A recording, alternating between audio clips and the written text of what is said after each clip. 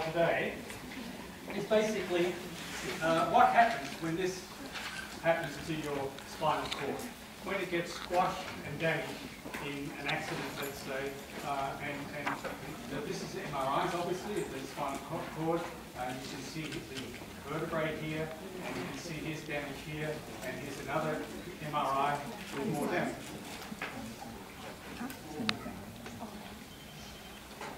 So the question is, what happens?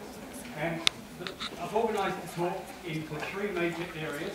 First, I'm going to outline the anatomy and physiology of the spinal cord. This is going over some of the ground that was introduced when Brad gave his talk on pain, but repetition is never a bad thing in these courses.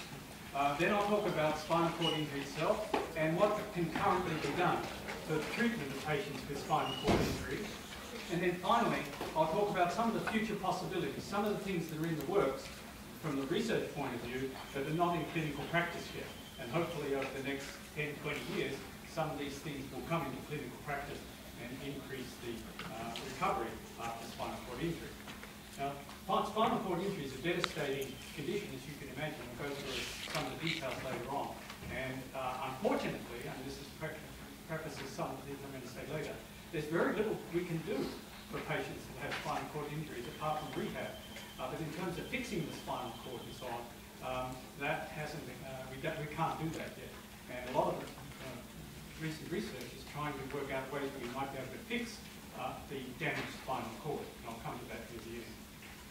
Okay, so first of all, as I said, I'm going to start with the sort of basic physiology of the spinal cord and go on from there. So here are the vertebral column, and it's made up of a whole bunch of different bones in four different major clusters. This is cervical region, thoracic, lumbar, and sacral region. And coccygeal is right down at the bottom. And these are the sort of major vertebrae of the spinal cord. Now the spinal nerves, they come out from the spinal cord. There is the brain, obviously, and the spinal cord going down in the middle of the vertebral column. And again, you've got the cervical roots, the thoracic roots, lumbar, and sacral. And just note there's this one extra nerve root. There's 8 nerve roots from the cervical region and only 7 bones, spinal bones. And that's because there's an extra root that comes out right on top here, C1, which makes an extra nerve root in the cervical region. Now, when you look at this, and it's maybe a bit hard for you to see, but if you've got the notes there, each of these roots, obviously, that comes out of the spinal cord, innervates different regions, and it sort of goes from the neck region down to the toes. And listed here are some of the functions or some of the muscles and parts of the body that's controlled by the different roots. So right up the top, for example, with C1, C2, C3, that's really important for controlling respiration. If you get damage up there, then very likely there'll be a problem with being able to breathe. Then you can come down and you'll see there's the wrist and hand parts and shoulder. You go down to the trunk area, the sympathetic division, the autonomic nervous system comes out in the thoracic division. And then you get down to the lumbar and sacral regions. Well, this is very important for controlling walking, bladder and bowel function, and sexual function. And so if damages are somewhere in the middle of the cord, then you're going to have problems walking and standing, have trouble with your bowel and bladder function, and also sexual function. So this is sort of a linear relationship between, as you go down the cord, there's different functions as you go down the body. So that's just a basic overview of this. Now, the spinal cord, you've seen this picture before, I think it was in Brad's talk, but you have to know about this if you're going to understand spinal cord injury and so on. So this is just the 3 segments of the spinal cord, and all the segments are pretty much the same from a qualitative point of view. You have the white matter and dark matter here, this is a cross-section here. The dark matter is the region in the spinal cord where the nerve cells are located in the spinal cord, and the synaptic connections between the nerve cells, descending pathways and so on are made in this grey matter here. The white matter around the outside are the fibre tracts. These are the myelinated fibre tracts that are taking the information up and down the spinal cord. This is dorsal at the back here and ventral here. Well, the motor roots come out the ventral part of the spinal cord. These are the motor roots, the ventral roots, and they take the information from the motor nerve cells out to the muscles. So output from the spinal cord via the ventral roots. The input to the spinal cord comes through the dorsal roots, because these ones here. so there's a number of these for each segment. And the cell bodies for the sensory fibers are in these dorsal root ganglia that are located outside the spinal cord. So the sensory fiber originates out in the periphery somewhere or another, in a muscle or skin, and the axon comes in, enters the dorsal root and goes into the spinal cord. The cell body sitting of that cell is in these dorsal roots. So that's the basic anatomy. So I've just listed over here motor, outward fiber ventral roots, dorsal root ganglia contain the cell bodies of sensory axons, and the sensory input via the dorsal roots. By the way, any questions, just put up your hand or shout out. Now, this is another concept that was introduced by Brad, the idea of dermatomes.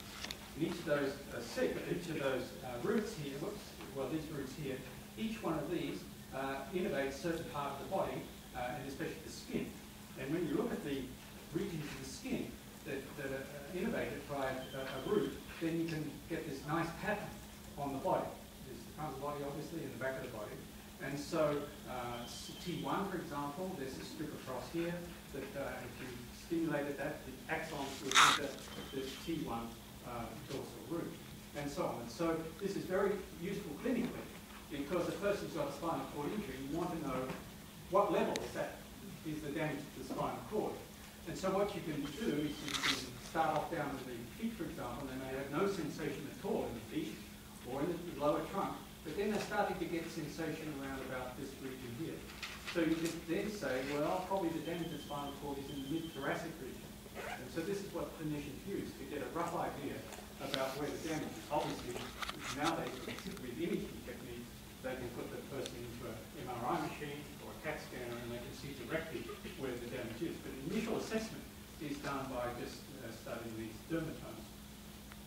And of course, seeing what movements the patient can make. So the concept of dermatomes is quite important, and you've already heard about it from Brad's section. Okay, so this is sort of important. I told you that the nerve fiber tracts in the spinal cord are these myelinated regions. In the outside grey, it's not shown as grey here, but here's the grey matter of the spinal cord, this region that I'm outlining with my pointer here. That's grey matter. Now all the other, with these coloured blobs, are tracts within the white matter. And I've divided these into two sets. Descending tracts, that's the tracts that bring the information from the brain down to the spinal cord. Now usually motor tracts to make the movement. And there's, for voluntary movement, one of the most important ones is the so-called corticospinal tract.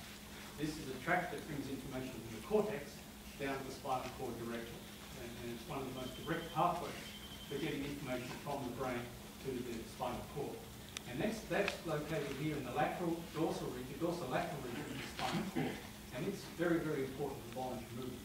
So if this tract is damaged, the patient will have trouble making voluntary movements. It's the obvious. Then there's another really important descending tract, or sets of tracts actually, the vestibular spinal tract. These are located in the ventral part of the spinal cord, and these arise in the reticular formation, which is the brainstem, and the vestibular nuclei, which is bringing information from the inner ear, and this is very important for balance and so on. And again, if this is damaged, these people have great difficulty walking, and their posture may be not well controlled, and then they have real problems with balance as well. So these are the two major sort of descending systems. And of course, sometimes you get partial spinal cord injuries where you might get damage to this tract, say, but this one is pretty okay, or vice versa. So the knowledge of these tracts and the anatomy of the tracts, again, is important for linking with clinical problems that the patients have. On the other side of the diagram, I've indicated the ascending tracts. These are the tracts that take information from the periphery and into the central nervous system. It sends sensory information into the nervous system. So the most important are these dorsal columns. These are the signals, things like touch, proprioception, vibration. They go up the dorsal column. This is the dorsal side here. Just note on your notes that this is dorsal, ventral over here. Spinocerebellar tract out here. This is taking information from the spinal cord up to the cerebellum, and it's very important for controlling and regulating movement. So if that's damaged, you can have problems And then there's the spinothalamic tracts, and this is again something Brad talked about.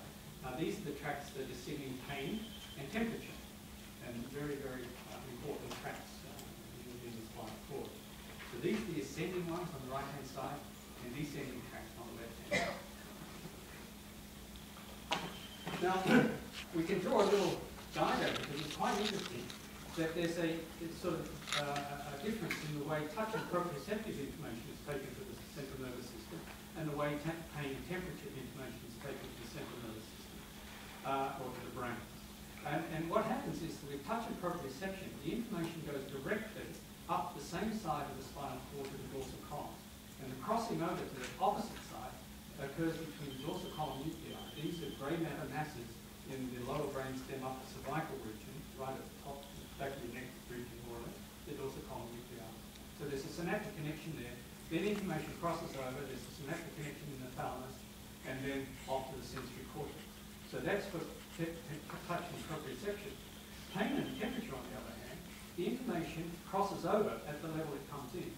So the pain and temperature information crosses over the other side of the spinal cord, ascends up to the thalamus and sensory cortex. And so they get the information about pain and temperature is separated physically from the information about touch and proprioception. And this, again, is very important to know when examining a patient with spinal cord injury, as I'll show in a minute. And of course, there's a very important pathway, the corticospinal pathway, crosses over up in the brainstem and descends on the opposite side to control the muscles. So when you're thinking of spinal cord injury, you're not only thinking of sensory things, but you're also thinking of motor things. So you've got to know both the sensory and motor pathways to understand this clearly. Now, just to give you an example of why information, knowledge about these pathways is important, is there's a condition called Neuroscience syndrome. And this is a situation where you might get injury just on one side of the spinal cord. It's not necessarily, it's not common to have a pure unilateral lesion like this, but it can happen. But if you have some injury here, then what you have is you have impaired movement on the same side as the injury, and impaired proprioception, vibration, two-point discrimination, joint position, and so on the same side. So you lose that on that side. But you have impaired temperature and pain sensation on the opposite side. So you have differences in what the sensations that can be felt on the two sides of the body and what movement can be made on the two sides of the body. And the reason for this sort of separation in the Brown-Séquard syndrome, which is only a lesion on one side, remember, is explained in this diagram. So I've modified the diagram I showed you a little while ago to this one. And imagine now, so here's the site of injury just on one side of the spinal cord. Well, what that does, it interrupts the proprioceptive pathway going up on the same side, which is the blue one here. So you get no proprioception and vibration from the left side, as shown in the diagram.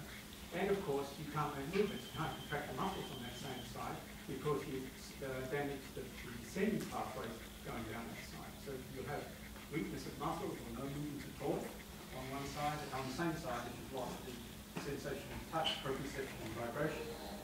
But the pain and temperature on this side, on the left side, shown in the diagram, is okay because that goes up the opposite side instead of the damage. But the pain and temperature from the opposite side, that goes up here, and you can see that's been disrupted. And so you lose the pain and temperature on the diagram right-hand side and the touch and proprioception on the left-hand side. So you associated those two. So a clinician might see that and they say, oh, this person's got nice touch on one side, but no pain sensation. Again, that can give them an indication of where the injury would be based on these fiber tracts. Okay.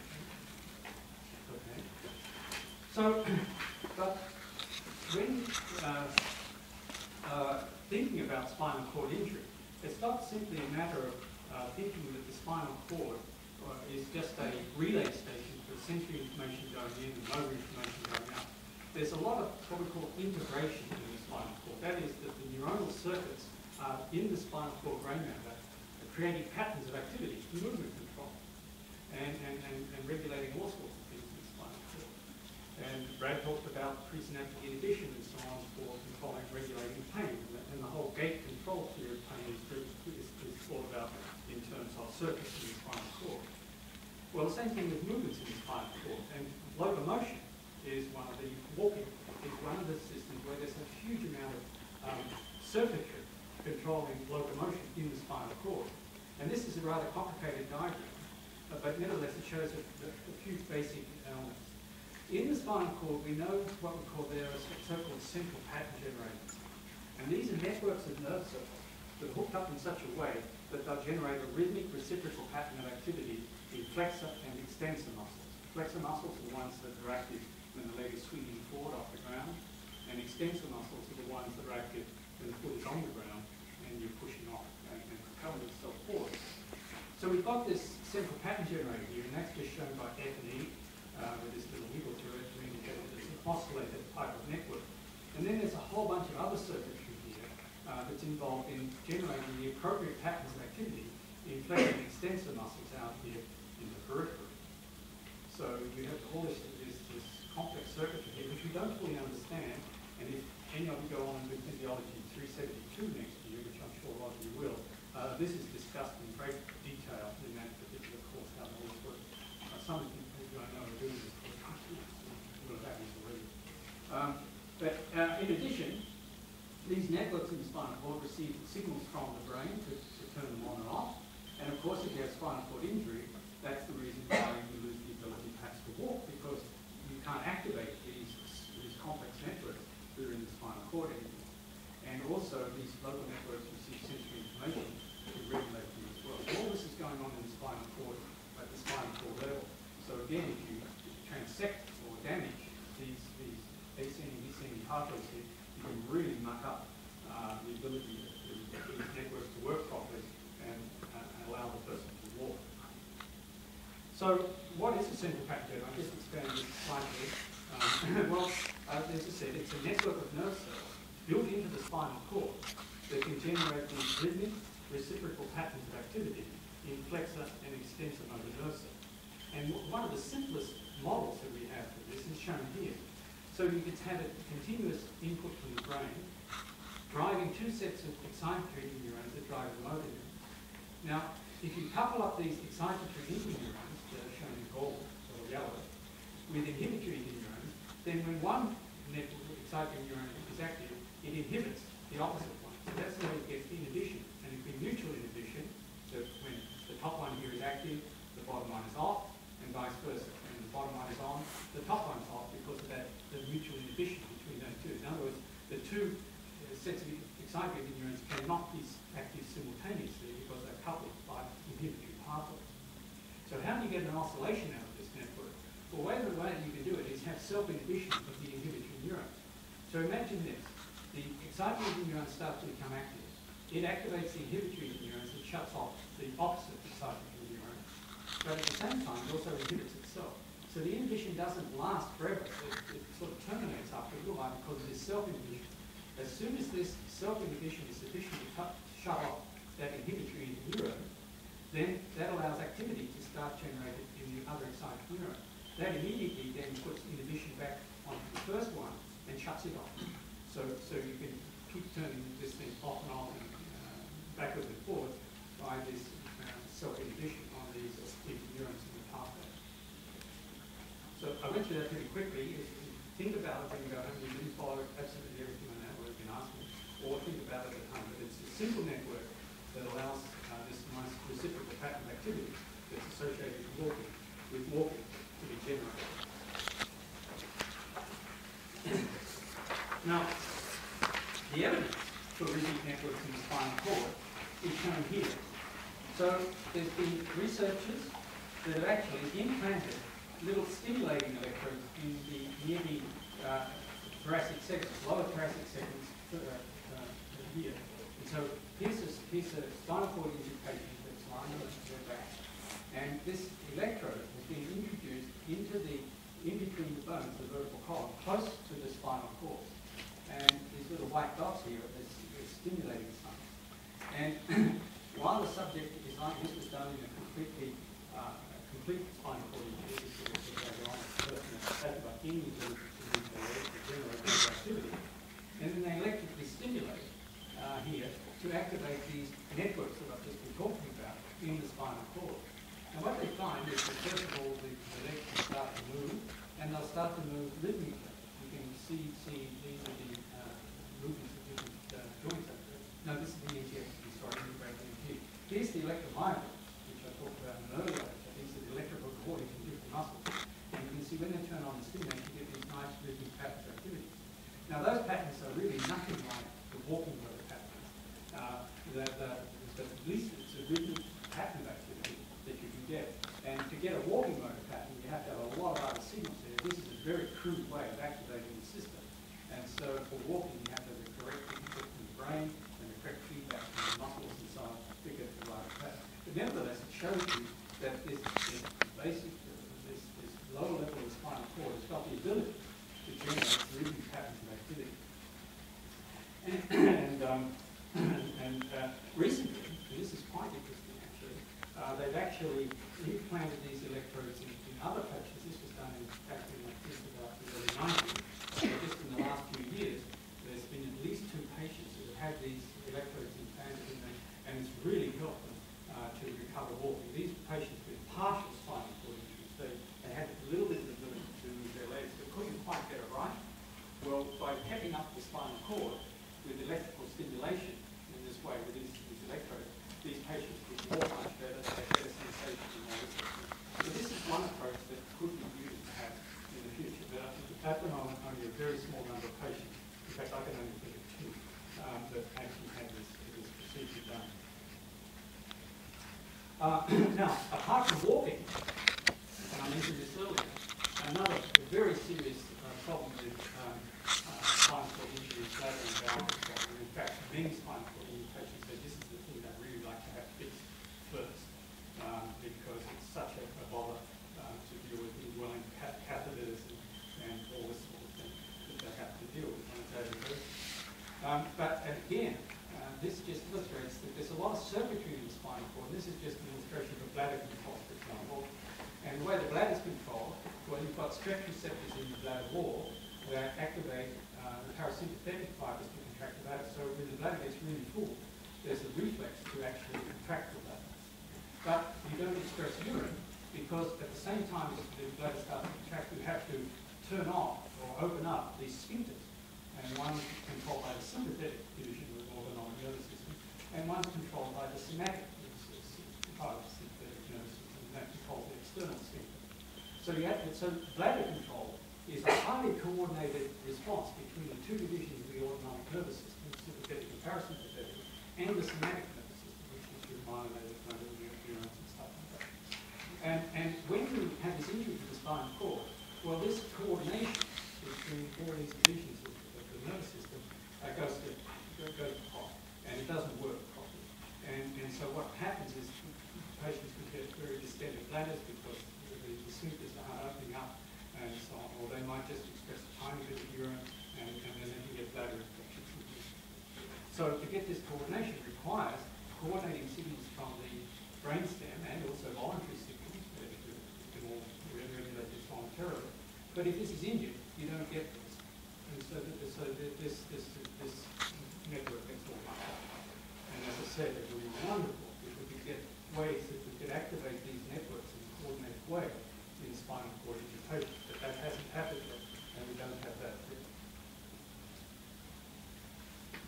Okay, so that's the first part. It's just a sort of background with the anatomy and a bit of physiology on the spinal cord. Any questions on that? Is the rhythm generated? Yeah. Or was I guess like a cycle? Yeah. I was just wondering to know, is this like a tonic, I guess, Signal? We think it is. That isn't, he's asking whether the activation of the rhythm generating networks in the spinal cord just depends on the tonic signal coming down from the brain. Right? But yeah, these are the ones that they did it in like the test exam. In the testing, it was just tonic stimulation, just tonic.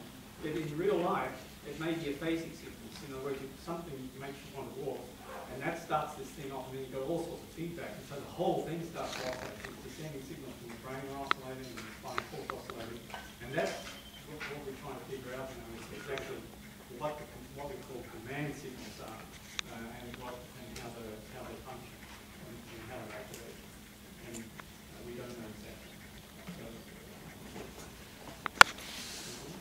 Okay, so let's get into spinal cord injury treatment, and also signs and if you do see them, it's very important because we know this is a devastating condition, and as I said, there's very little that can be done for patients that have spinal cord injuries.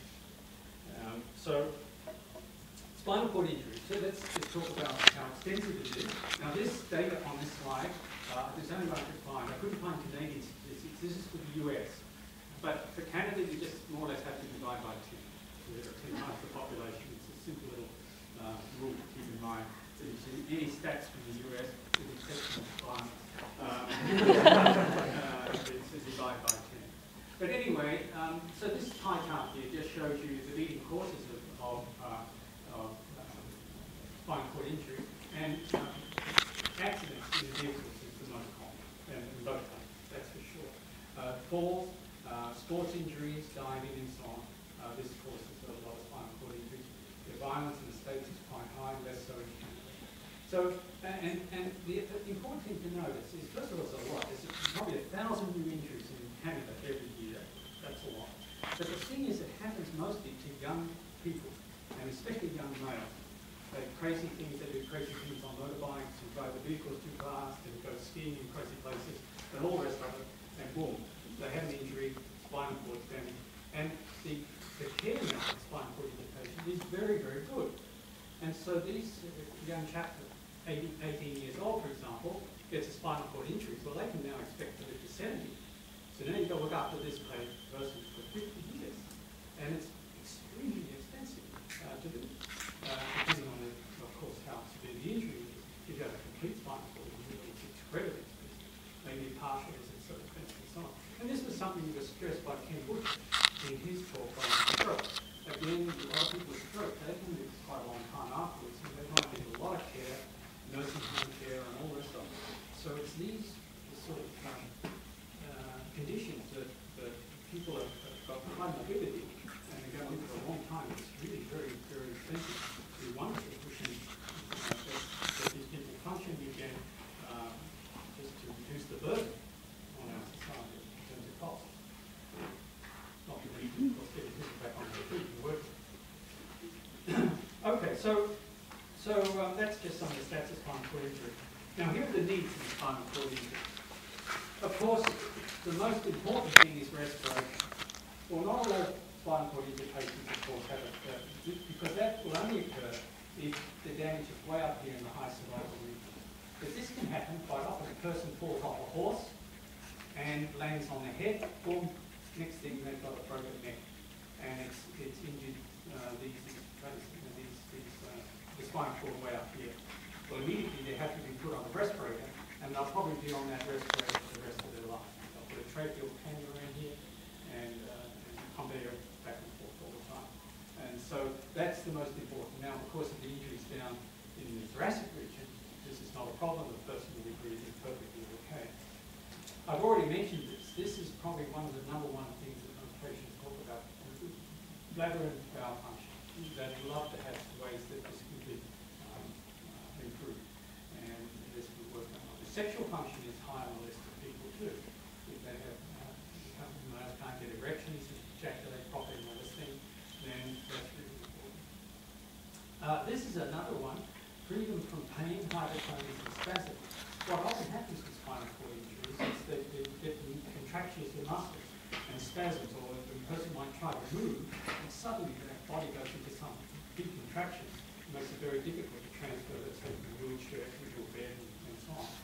And there are ways this can be treated. This is a quite important one. They also want arm and hand function, of course, and this would only apply to injuries up near the top.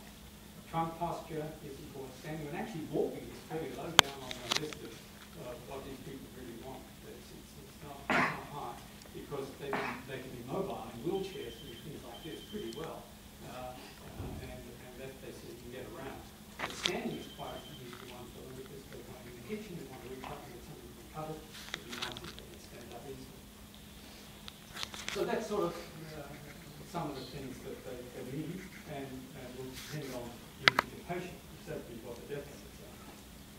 So here's the original picture that I showed earlier on of a couple of examples of the spinal cord. The point that I want to make here is it's very rare for the spinal cord to be completely severed. And most of the time, it's bruising and compression of the spinal cord. And that's what you see in these pictures here. For example, on the right here, you see the spinal cord is this, that's the white region here, is the spinal cord. And it's being compressed, and there are these dark regions in the middle, which could be blood or they could be cysts. These are hollow fluid-filled spaces in the spinal cord that often develop. But it's not cut. But this could be a complete spinal cord injury. Just in other words, no information is getting coming down through this region or going up through that region, and so on. So that's the first thing. So get these sort of pressure twisting the spinal cord and so on that can prevent information going back and forth through that region.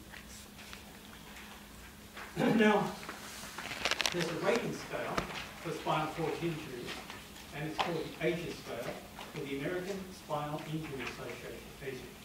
And I'm not going to go through all this in detail. I just put this up here so you've got an idea of what happens. And so if a person goes into a clinic and they've got a spinal cord injury, they can be rated on this scale in a quantitative way, so the therapist or the person doing the examination can look at motor and sensory functions. So there's motor functions that they test, and you get, I think, 5 points for each one, depending on what you do. And then there's sensory functions that are tested at a different level. And I talked about the dermatomes before. We can just do that. Do they have sensation in T8? Yes, you get 2 points on the right. No, on the left, 0. And then you can add this up and you can get scores. And so you can get motor scores and sensory scores for individuals. And that will be translated into an ASIA scale. And again, I don't want you to remember all these numbers or anything like this, just the general concept of what we're talking about. The concept is that we can do quantitative testing of sensory motor function to get a number value out of it. And it comes down that there are basically 5 levels of impairment on the ASIA scale. And this is something I think you should keep in mind. The most severe injury is a complete injury, and that's ASIA A. And this is where they have no motor or sensory function below the damaged region. And then you go through B, C, D, E is normal. And so as you go from A to E, you're getting more and more functional capacity, sensory function, and so on. And when patients read any research studies on clinical trials that have been done with spinal cord injury patients, they'll tell you, well, we did 5 ASIA A patients, 6 ASIA B patients, or things like this. And this gives you a sense of the type of patient that they're dealing with. So this is the scale that's used a lot in this area. So again, don't worry about all this other stuff. It's just again to general ideas. Now this is, or you probably know this. Spinal cord injury, patients are generally divided into 2 groups. There's paraplegic, and these are the patients that have the injuries probably in the middle of the trunk, maybe in the lumbar region, and they have impairment of the legs and lower trunk, and impairment of bladder, bowel, and sexual functions. That's paraplegic. It's the bottom half of the body, basically. The quadriplegic, much more severe, and sometimes called tetraplegic, or 4 limbs, because of 4 limbs, quad because of 4 limbs. Partial loss of function is also, but you can have total loss sometimes if it's complete. Again, of course, you're having impairment of bladder, bowel, and sexual function. And if the region is very high, which I've talked about before, they may have unable to breathe if the damage is in the neck region. So, 2 general classes. Now, spinal cord injury, there's a lot of other things that go along with it, apart from deficits in motor and sensory function. And here's a list of some of the things that can also go wrong, and very often do go wrong with spinal cord injury. Probably the most common is development of hyperactive reflexes and statements. I've already mentioned that, and we'll talk about how that's dealt with. That actually can be dealt with to a certain extent. There's a phenomenon called autonomic dysreflexia, which is initiated by overfilling of the bladder, initiating reflex responses to increase blood pressure, which I'll get to that in a minute. A really severe problem that can happen in some patients is pressure ulcer. This is an ulcer that develops in the skin because the patient is immobile, and just the constant pressure reduces the blood circulation, and that then causes the tissue to die, terrible, terrible ulcers, as we'll get to in a minute.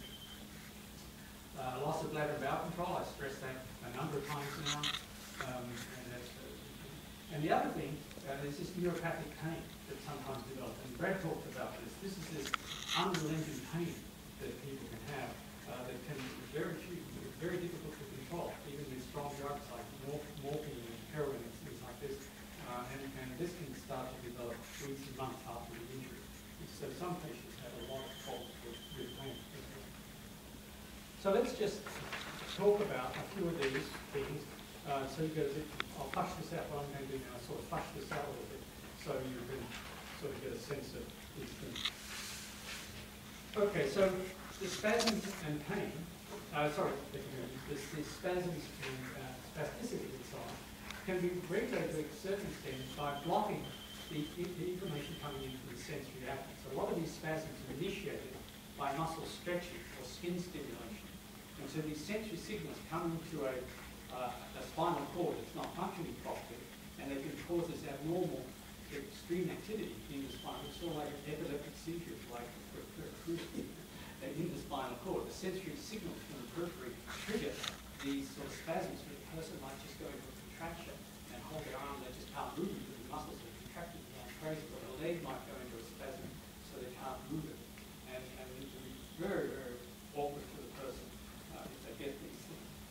So how can we control that? Well, one of the ways it's done clinically is to block the GABA A receptors on the sensory apparatus. So, sorry,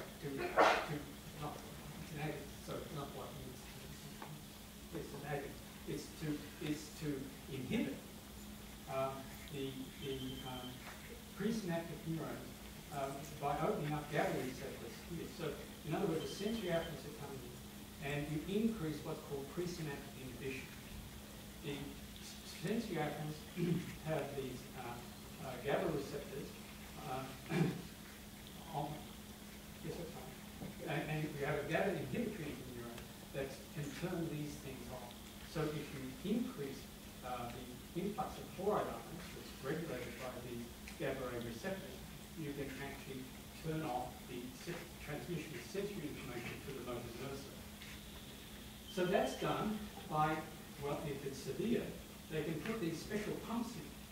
And these are pumps that are implanted under the skin, and a tube is taken from the pump and placed into the vertebral column close to the lumbar cord for where they have spasms. And there's an injecting site that fills up periodically, and this pump will pump backward in to produce presynaptic inhibition and stop the sensory signal triggering activity in the nerve cells here. And if it's mild spasticity, you can actually give baclofen orally. Take a pill. So spasticity can be controlled to a certain extent, and this is one of the things that's done in this situation. Now, autonomic dyslexia is another problem, and what happens here is when the bladder gets very distended, and this can happen in patients with spinal cord injury, the bladder just overfills, and the person is completely unaware of this, of course, because they've got no sensation, let's say, below the trunk. Then what it can do is cause overstimulation of the sympathetic autonomic nervous system. That's what SANS stands for, sympathetic autonomic nervous system. And that then, with the increased sympathetic activity, causes the heart to beat faster and pump harder, and that increases the blood pressure.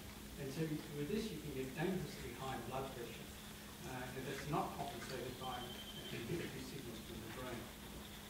Sometimes by the athletes, the spine of some of the athletes do this for themselves. They try to induce this because it increases their athletic performance, which is a very dangerous thing for them to do. But there's been discussion, and you know, if you follow the para games, there's sometimes discussion because of overfilling the bladder, trying to get the heart rate going faster and all that sort of thing.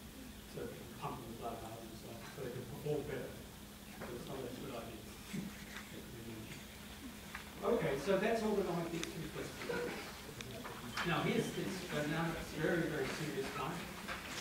This is a pressure ulcer. Look at this. This is a huge ulcer in the buttocks, or the buttock region of this patient. That patient's probably lying too long on their back. There's been pressure on the bone and tissue close to the bone, which is required the blood because of the pressure, and that tissue then becomes neurotic, necrotics, and die, and eventually this will break through. And it was also extremely hard to deal with once this has happened. To fix these is extremely difficult and sometimes can't be done. Now I put a picture here of Christopher Reeve. Now this is dated now. How many of you know this guy? Well, most of you do. He was a famous actor, played Superman, and he had an accident. He fell off a horse and smacked his head on, landed on his head, and he broke the vertebrae up here, in cervical region, and very high, so he had to be got a trachea and he was taken to hospital. Well, he was of course a multi-millionaire and couldn't have the money. He got the very best care that he could money to buy, and he lived for many years.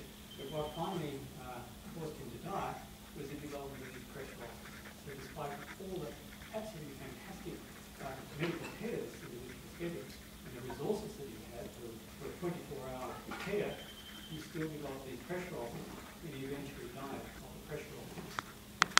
So again, very severe problem. You may have heard in the newspapers, we've got a very active research team here at the University of Alberta, led by Vivian Mushawa, and they're trying to develop prosthetic smarty pants. You might have heard the term smarty pants. These are underpants that they're designing to the spinal cord injured patients can wear, and they've got stimulating electrodes in the underwear. And these, every now and again, they do a zap through these electrodes to get the muscle contract in the leg and buttock region. And the hope is that by periodically stimulating these muscles, they can prevent ulcers. And it's been in the press in the last few weeks. You know, she's got a few grand. Some of you may be working in a lab for, and she's always looking for students. So keep that in mind. We've got, in fact, more than Vivian Mushawa, we've got other researchers here, this guy and Husker, who are well leaders in designing prosthetic devices for people with spinal cord injury. And I'll show you a couple of their devices in a little while. Anyway, so that's pressure ulcers, still a very serious problem. Now so that's sort of telling you what spinal cord injury is, and some of the things that are associated with it. So how can we treat spinal cord injuries? This is what the docs do, emergency medicine people, and so on. So the first obvious thing is immobilization, which is watch the football or the hockey, and they suspect somebody's got a spinal cord injury. The first thing is strap them down to a board and absolutely immobilize them and take them off to the hospital. Now, sometimes one of the things that seems to help in the acute phase, so there's two aspects of spinal cord injury.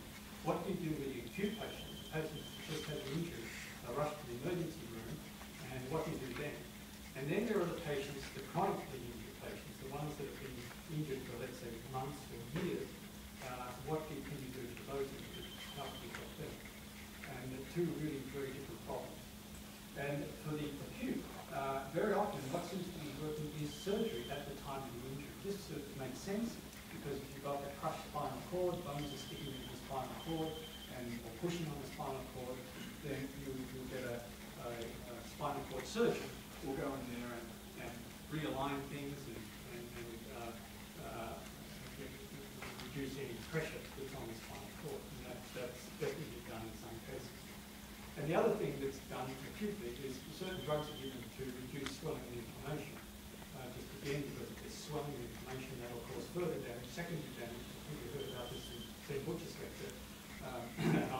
It's not the immediate region of damage, but there are regions around that can be compromised as well. And they can die off if you don't treat quickly and appropriately. So that's sort of what we've done immediately. And here's just a picture I found, I think it was on the web, of just what surgery for stabilizing the spine and decompressing the cord. So here's the original injury. You see the bones here pressing into the spinal cord and causing a lot of pressure. And then they put all this hardware in. And the neurosurgeons now are amazing. I think they do all their hardware. And they're very dexterous. You might think of this as a profession. It's really amazing what they do. All this. These are pretty small screws and stuff that you can see how complex this sort of surgery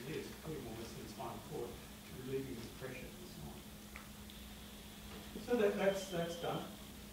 Now, the other thing is the idea of trying to reduce the secondary damage.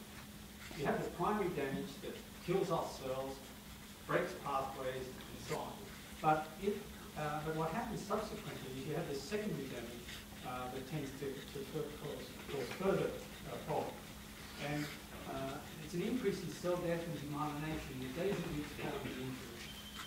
And it's thought now that one of the things that could be very helpful is if we can design drugs and procedures and strategies that will reduce this secondary damage. And so you treat the patient, and these haven't actually been discovered yet, and we're working on it a lot. So the factors that are involved in secondary damage, ischemia, that reduces oxygenation, which can increase the oxygen issue, edema swelling, so you've got to try and decrease the edema. Glutamate release, we've heard about this before. Glutamate is released in high concentration, is toxic to nerve cells, it kills them, and so you've got to give drugs that perhaps antagonize the effect of glutamate. There's the blood-brain barrier breakdown, well, you can't do much about that, but this allows macrophages and microfilters and inflammation to occur. So you can give drugs that reduce inflammation and research responses. All these are being investigated right now, and unfortunately, there's a lack of long-term treatment for spinal cord injury.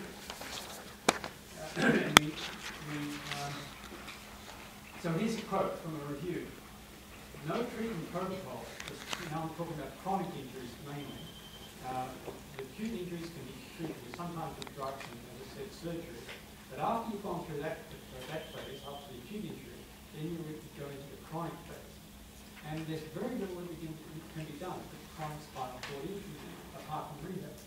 So no treatment protocol with proven efficacy are currently in clinical use. This is a review a few years ago.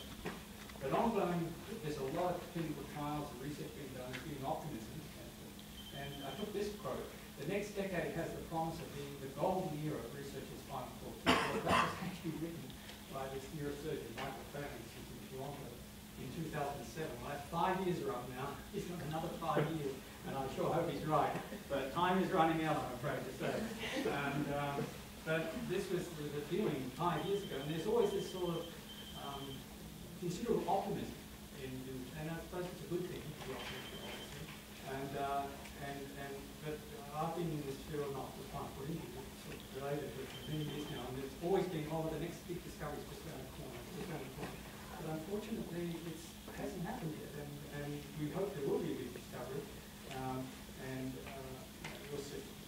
But the sad fact is that after a person becomes chronically disabled with spinal cord injury, there's not much that can be done to really get them back functioning properly. With one exception, and that is,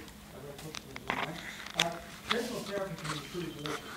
So we can help people in their mobility to a certain extent. And this only works with patients with a partial spinal cord injury, the age of B's, the age of C's, not the age of A's. Well, the age of C and D, sorry, C and D would be the ones. These are the ones that have got a little bit of ability to walk, but can't feel very well. So this is an example. So patients are trained to walk on a treadmill, and I'll show you a movie in a little while. And this is the original data back in about 95 and recorded. So you have different functional classes from 0 to 5, 0 being unable to stand or walk, to 5 being walking without devices for more than 5 steps. So this was a group of chronic patients, 44 of them. They've got this intense treadmill therapy that lasts for months. And this is before the therapy. This is the distribution of the patients. It's the number of patients here, and this is the distribution according to the functional class. You can see most of them clustered down here in the 0, 1, 2 class. But after the months of treadmill therapy, they shifted so that most of them are now in the 3, 4, and 5 classes. So that's a big improvement. So that was the original data back in 95, and since then there's been a lot of research, and there's no question that this does help patients become more mobile. And in fact, there's research on this campus. We know Jamie Yang, who is the Education Department, Monica Barosini, doing work on this technique. And in fact, it's got so promising getting companies are starting to invest big money into this now, and there's a machine you can buy called the Logomat, which is a commercial device, costs hundreds of thousands of dollars, but they're actually selling this for this very purpose.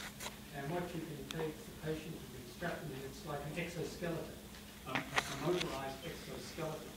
And so the patient is put into this device, and then the patient, the legs are moved in time on the treadmill, and you can put different resistances on it and things like that, and you can support their weight to a certain extent.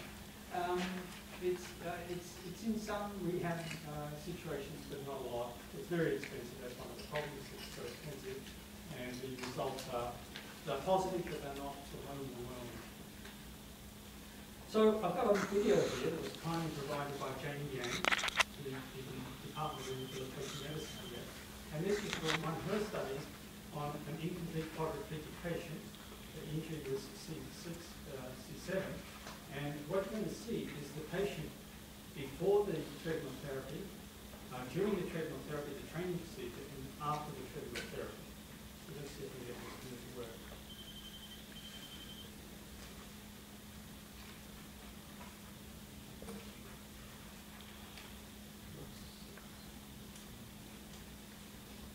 This was work. Oh, there we go. Okay, so this is pre-training. Goes at about 0.4 miles an hour. So he's using crutches, and you can see he's an artery injured patient.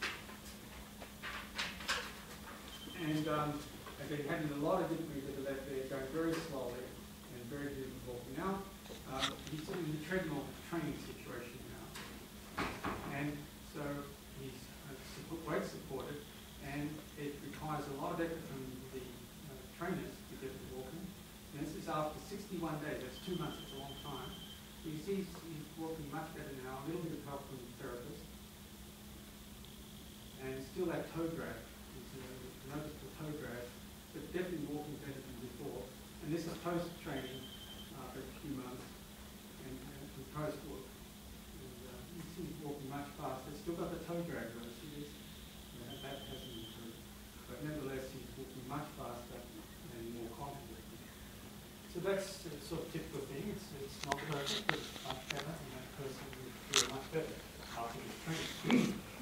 Now, how do you improve some of these things? Well, apart from just sort of trying to get the nervous system kept up, you can also have prosthetic devices that assist it in one way. And these are devices that are designed, as I said, by my colleagues in the physiology department, both in Cross and physiology, Dick Stein and Thomas Husker. And they've designed, with Dick Stein's design, what's called a walk aid to help with that foot toe drop that I'll show you with that patient.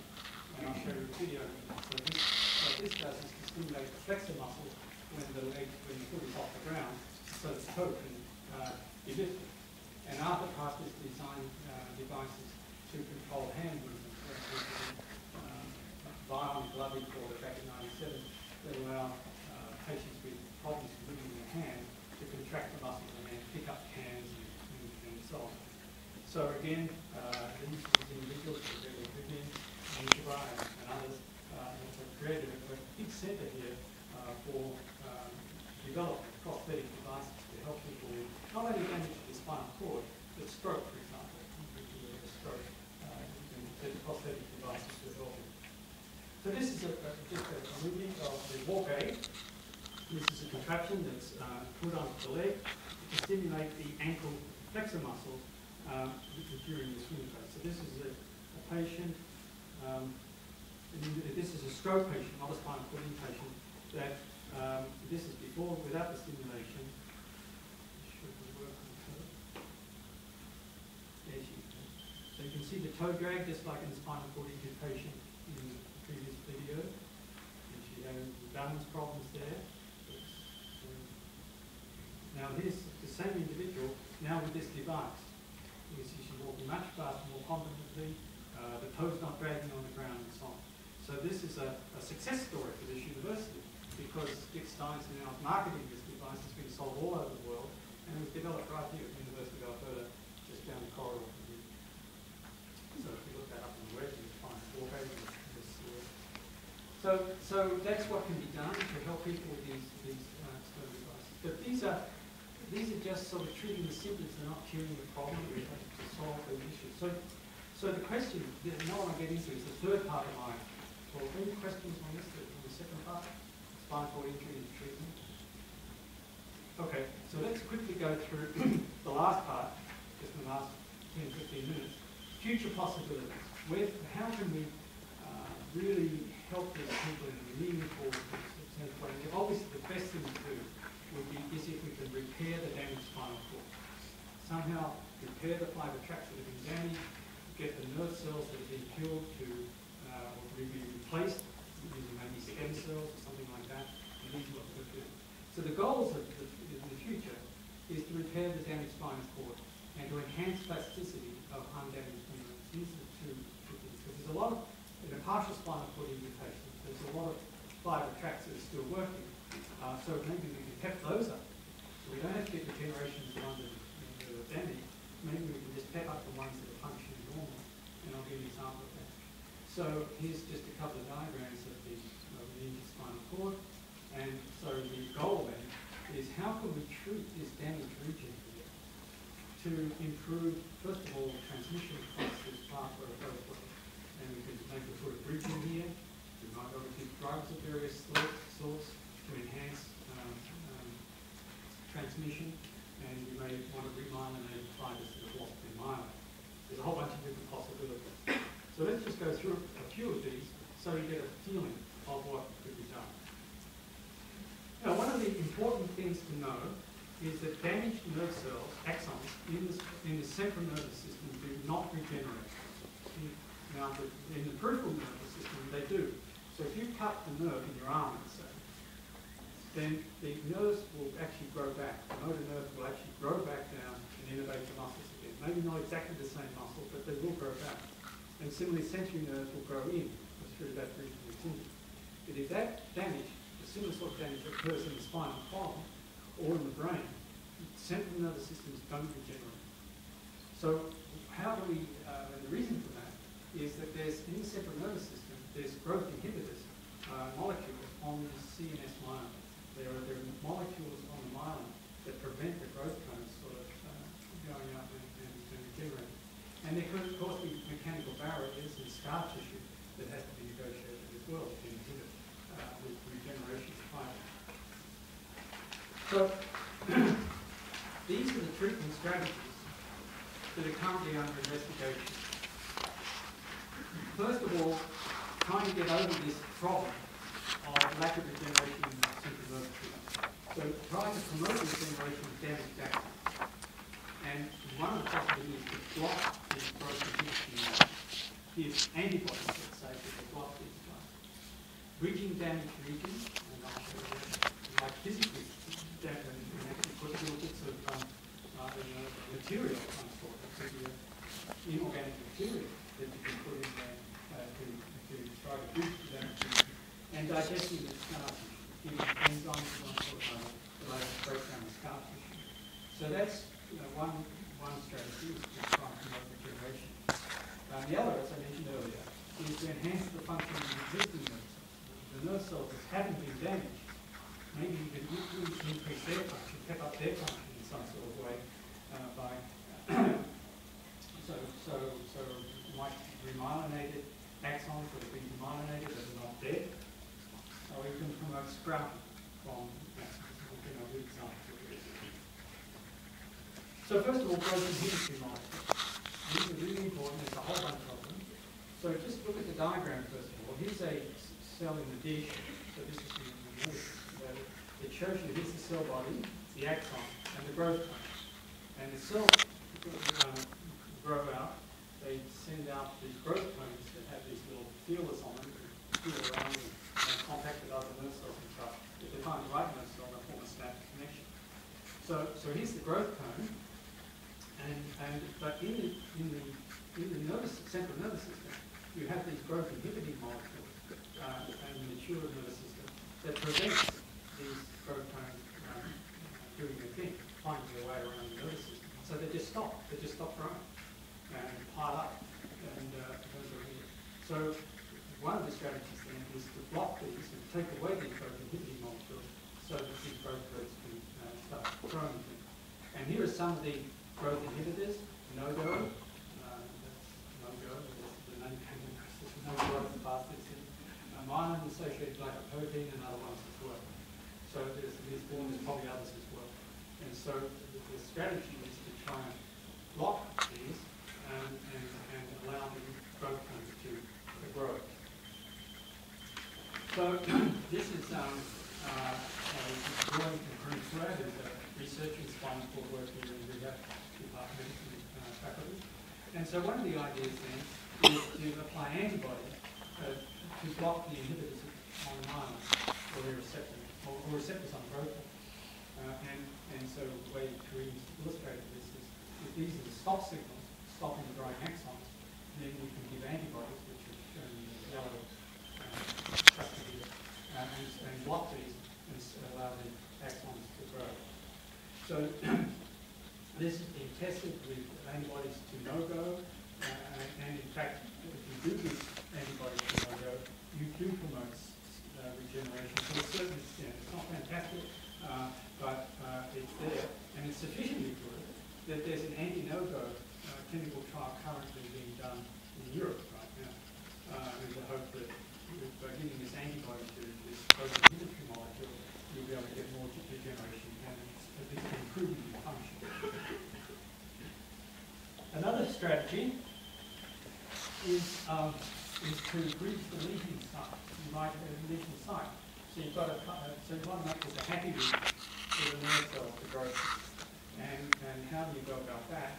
Well, one of the ideas is mechanical bridges. Is either them or mechanical materials. You can actually just lay them in the spinal cord and hope that the regenerating neurons will go through. Swan cells, these are the myelin-producing cells in the peripheral nerves. They've tried that, and it helps a little bit. Olfactory and sheathing cells, the clear cells in the olfactory bulb. I'll put that in there. That helps a bit. All these things help a little bit, but none does the trick. And more recently, the use of stem cells to produce a growth-promoting environment. So all these are in research stages now. They're not, and I stress this, they are not in clinical practice. What we're talking about now is future possibilities and the strategies that people are thinking about to get this regeneration and recovery of function. And so, again, we've got to get regenerating axons through this damaged region. Another way is to, well, if you have this big barrier here, this scar tissue and stuff, then another way is to dissolve this difference. And there's an enzyme called chondroitinase, which attacks scar tissue, and that's being tried as well. So all these are being tried, and I'm just giving you these examples of things that do well, the potential to do. And finally, in terms of regeneration, is that many times you might have an injury in the spinal cord here, but not all the axons are damaged. But they're damaged, or cured, I should say, but they're damaged enough to cause demyelination. So you might have an axon that's coming down here, isomyelinated, and the injury causes the myelin to disappear for whatever reason. And one of the ideas, and with the myelin gone, then transmission is blocked. And one of the ideas is to replace the myelin by engineering stem cells, which are these little guys here, let's put in this illustration. So you have engineered stem cells that can go in and generate myelin to remyelinate these undamaged axons. And the myelin's gone, the axon itself is still okay. So that's one of the ideas. And in fact, this was promoted really strongly a few years ago. It was going to be one of the first uses of stem cells in the central nervous system. And so got a lot of notoriety, got FDA approval and things like this, and it's going to happen in California. And so the clinical trial for this idea was started about 2 years ago, that some of you may have read. It was stopped a few months ago, 6 months ago about that, because it was too costly for too little return. The company figured, look, this is going to cost us millions and millions and billions of dollars, and it's probably going to be, who knows how good it's going to be. So they weren't prepared to pay for this. This is one of the real problems with developing these things in patient population, is to do the research, to do the clinical trial, is enormously expensive. So the companies that are doing this sort of work have to be fairly confident that they're going to get a return on it. And think in this case they stopped the clinical trial. That would have been a first for stem cell research if they'd been able to use the stem cell to remyelinate axons of the damaged spinal cord. Just a couple more slides in review. The second general strategy that people are thinking about for the future is to enhance the plasticity of undamaged neurons, make them more, increase their ability to form connections, the synaptic connections and so on. And so that's what I've shown here. So imagine you've got a couple of descending pathways here. Across, these would be corticospinal tract, for example, neurons from the motor cortex. And you've got injury here that stops this guy on the left here, crossing from function. So you stop the activation of nerve cells on the opposite side of the body.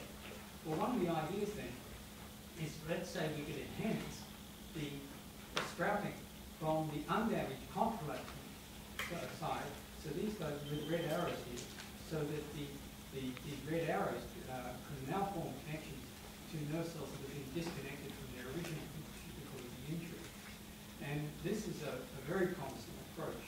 And there's certain drugs that have been studied now. One is to increase cyclic AMP levels in undamaged neurons. There's ways that drugs that can even do that. And it's been shown to increase their sprouting ability and plasticity. So I think this, in the short term anyway, is going to be the most promising procedure, is to try and enhance the function of neurons that are not damaged. So this is the general summary then. It's a very serious injury, some spontaneous recovery, improved outcome with immediate intervention. Currently there's no effective treatment for chronic spinal cord injury apart from rehabilitation and prosthesis. You treat symptoms rather than cure, and there's this huge research effort to develop strategies